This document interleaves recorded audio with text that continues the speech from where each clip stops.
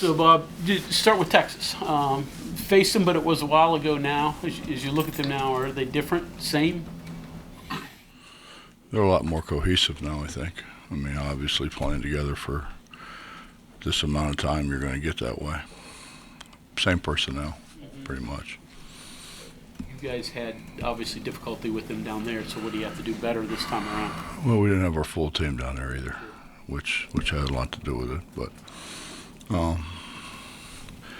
mean, if we play as hard as we played the other night, and we've got to be able to finish games. If we can finish a game, then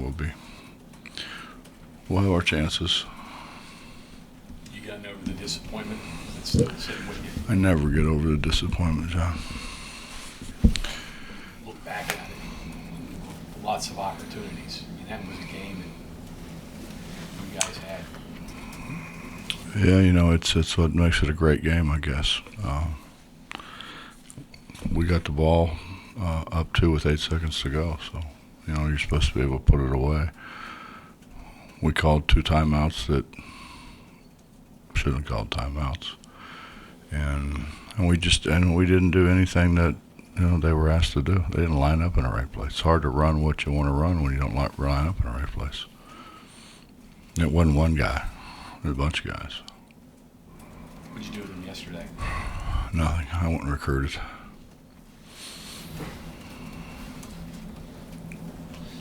So, Bob, as you're on the road recruiting, needs, you've got, what I understand, 3 signees, obviously, 1 commit. What do you still need? Everything. We're losing some guys. Malik's been really good for us. Really, really good for us. And obviously we're losing him. So we're losing a bunch of inside guys. So you can't.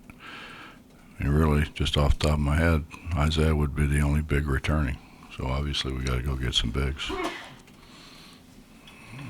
Do you have any inclination yet, or any conversations with Keedy and Sean about next year at all? No, not the time. Too early.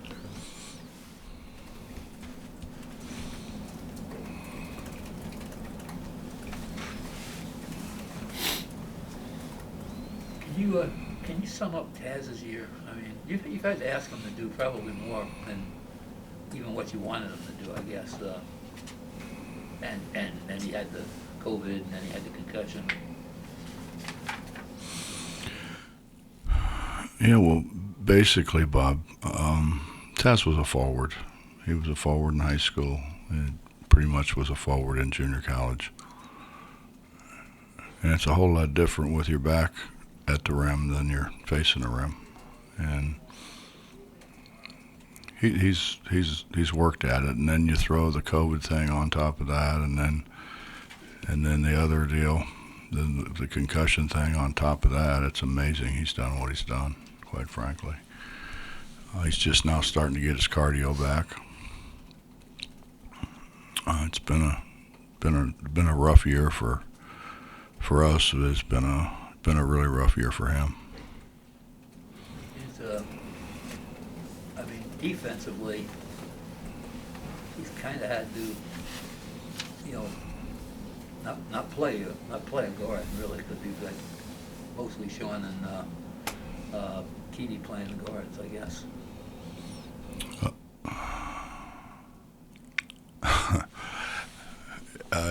Yeah. I look out there a lot of times. I wonder if anyone is, but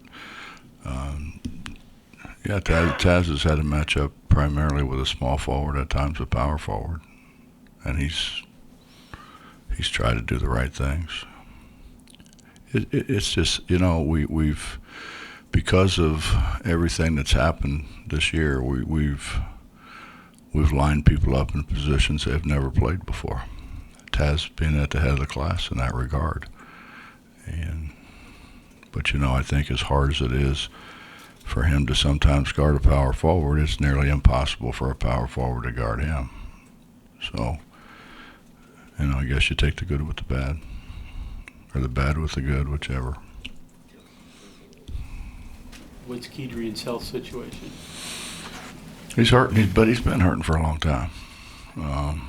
You know, when you're that skinny and bony and don't have much pads, when you continually run into back screens and flare screens and on the ball screens, the on the ball screens are what gets him. But he's sore. I mean, he's really sore. He can hardly walk. Courage with what you got close to the basket against Iowa State. I mean, there were some putback baskets. We made a few. We rallied one for about 4 misses before we finally tipped it in. That's progress, I guess. You know, we played bigger than we have to. We tried to play bigger than what we had.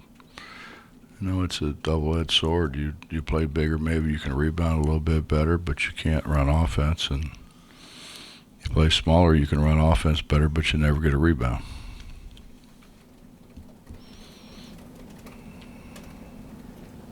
In this current situation, do you approach these last 3 games any differently? Tinkering here or there or anything like that? Justin, I've never done anything in my life I didn't try to win at.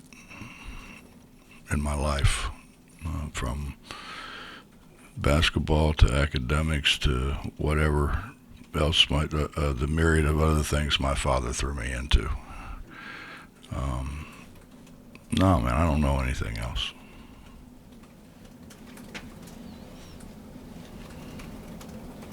What have you seen with the development of like Seth and Kobe over the course of the year, your freshmen? They're going to be good.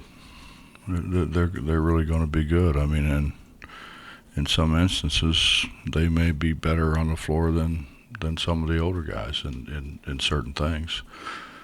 You know, it's the experience thing, and it's you can't get experience if you don't get any time, and seemingly it's harder to win if you're trying to give too much time to somebody who doesn't have any experience. So try to do the best we can with it. We got a heck of a freshman class. I think those 2 guys are very good. I think James is really going to shock some people. And Jamil really shoots the ball, and he's got length for a perimeter guy, and they've got a rest of the year and the whole summer to keep getting better. So I think those guys are. I think they're a great start to fixing this. Coach, when you were talking the other night, specifically, I guess about that inbounds play, guys not doing the right things. There wasn't a play. Well, not lining up. There was not a play, and that's the irritating thing when you draw it up 4 times and you ask them 4 times, do you understand what you're doing? And everybody shook their head yes. It wasn't a play. It was 2 guys standing where they shouldn't have been. One guy running to the corner, and then JB had to run all the way across the court to try to get it. I didn't draw that up, Justin. I mean, I'm dumb, but I ain't that damn dumb. Well, no, you didn't draw right. I mean, you've had a couple days now to address that with them. Did they really understand? I mean, I didn't address it. I know I wasn't recruited. I get some players, man. okay, Get somebody to listen to a play, maybe. And it was a simple thing. It's a simple thing that we ran all the time, and either scored or got the ball inbounds and dribbled the clock out every time. And they didn't run it. For what other reason, you'd have to ask them. I have absolutely no idea. Who did you want to go deep? Was it Jalen you wanted to go deep? Or? Sean wanted the ball in our best ball handler, or best free throw shooter's hands. Right. We called timeout. We called timeout before we should have called timeout the first time. Right. And Sean got the ball, split the trap. Shouldn't have called timeout.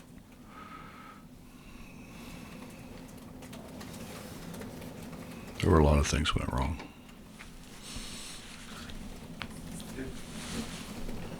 you were obviously out of, I was going to ask you this the other night, and I completely forgot. The last 8 seconds, I mean, obviously you didn't have any timeouts left, as you said. Taz comes down and you know, shoots a 35-foot. I mean, there's still like 3 seconds left, 3.5 seconds left. I mean, could he have He could have got got closer. something better? Yeah, I mean. Could he have got closer? Yeah. But you have to understand how much pressure there is on you, and he's bringing the ball down the floor, and the truth of the matter is he's not a great ball handler. So he's bringing the ball down the floor, not trying to fumble it, and took a shot that I've seen him make before, but it's improbable at that point in time. They may have called it travel anyways or something. Announced the sellout earlier today. How can that help you guys Sell out for what? tomorrow's game? Wow. Oh, I think it helps us a bunch.